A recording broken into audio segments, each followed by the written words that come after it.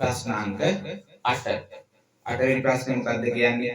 හරස්කඩ වර්ගඵලය 5යි වර්ග මිලිමීටර වූ දිග 2 මීටර වූ වානේ කම්බියකට නිව්ටන් 20ක බලයක් යෙදූ විට ඇති වෙන විතතිය සොයන්න යම් මාපාංකය දීලා තියෙනවා.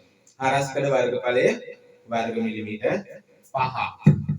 මේ හරස්කඩ වර්ගඵලය වර්ග මිලිමීටර 5ක් වන 5යි මිලිමීටර වර්ග. එයාගේ දිග කොච්චරද කියන්නේ? දිග මීටර 2යි. 2යි මීටර. මෙයාට දෙනවා නිව්ටන් කීයක බලයක්ද? නිව්ටන් 20ක් යෙදුව විට 20යි නිව්ටන්. නිව්ටන් 20ක් යෙදුවහම මෙයාගේ මොනවද වෙන්නේ?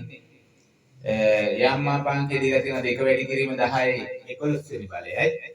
y සමානයි 2 වැඩි කිරීම 10යි 11 වෙනි බලයයි.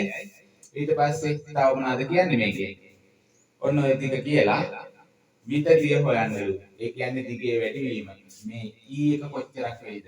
අපි දන්නවා මොනවාද? f බෙදීම a සමානයි y යම් මාපාංකයේ e බෙදීම l. අපිට ඕනේ විතතිය නම් මොකද්ද වෙන්නේ? e සමානයි හරස් ගුණ කරාම e ඉතුරු වෙන්නේ f වරක් l බෙදීම a වරක් යම් මාපාංකයේ. එතකොට බලය 20යි නිව්ටන් L 2යි හරස්කඩ වර්ගඵලය දීලා තියෙන්නේ 5යි වර්ග මිලිමීටර වල. අපි දැනට දන්නවා 10 දෙන 6ෙන් වැඩි කරාම වර්ග මීටර වෙනවා. ඊට පස්සේ යම් මාපාංකය 2 වැඩි කිරීම 10යි 11යි. 10යි 11යි. 6ක් තියෙනවා 11ක් තියෙනවා නම් කීයක්ද ඉතුරු වෙන්නේ? 5ක් ඉතුරු වෙනවා එතන ධන. ඊට පස්සේ 5 වරක් 1ක් වෙනවා 4ක් වෙනවා.